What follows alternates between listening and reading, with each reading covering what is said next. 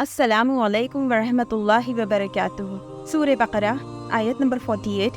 اور اس دن سے ڈرو جب کوئی کسی کے کچھ بھی کام نہ آئے گا، اور نہ کسی کی سفارش منظور کی جائے گی، اور نہ کسی سے کسی طرح کا بدلہ قبول کیا جائے گا، اور نہ لوگ کسی اور طرح مدد حاصل کر سکیں گے۔ کوئی جان کسی دوسرے کی طرف سے بدلہ نہ دے گی۔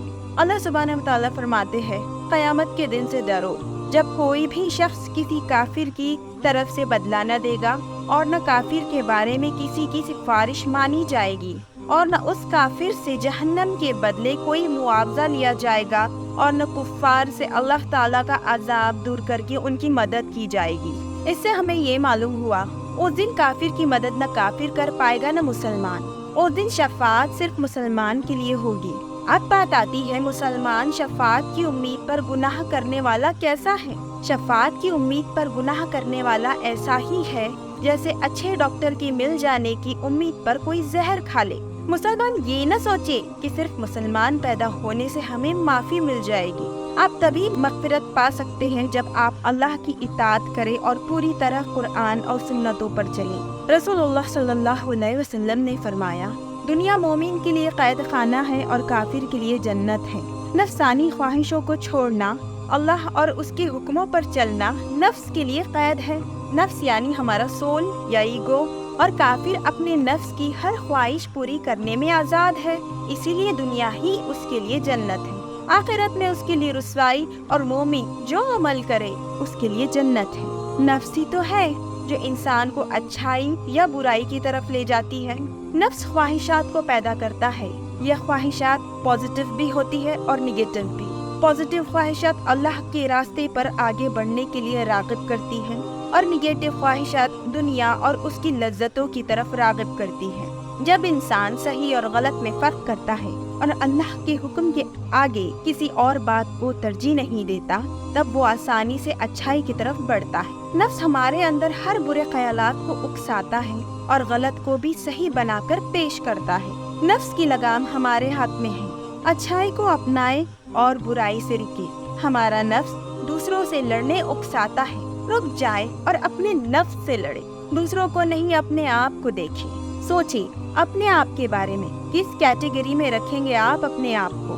صفائی کریں اپنے نفس کی، نمازوں کی پابندی کریں، خواہشوں کو کم کریں، اپنے چال کی فکر کریں، اپنے بات کی فکر کریں، اپنے لباس کو صحیح کریں، اپنے باتوں کو صحیح کریں، اپنی سوچ کو صحیح کریں، جھوٹ سے بچیں، نرمی لائے اپنے اندر، دوسروں کی عزت کریں، کسی پر کوئی زبردستی نہ کریں، کسی سے حسد نہ کریں، کسی کے بارے میں برا گمان نہ رکھیں، صدقہ اور خیرات کرتے رہیں۔ آپ آخری حد تک اپنے آپ کو صحیح کرنے کی کوشش کریں۔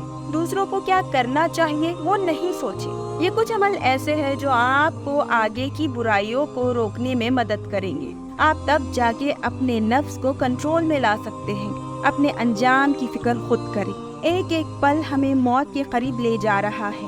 اپنے آپ کو یہ خیال سے نکال دے کہ زندگی بہت باقی ہے، ہمیں اگلے پل کا بھی بھروسہ نہیں۔ اپنے گناہوں کی معافی مانگ کر آ جائے اللہ کے پاس۔ اللہ بہت مہربان اور رحم دل ہے۔ یقین رکھے جو کھویا وہ ہماری نادانی، جو پایا وہ اللہ کی مہربانی۔ اللہ کی طرف پلٹو تو اللہ معاف کرنے والا ہے۔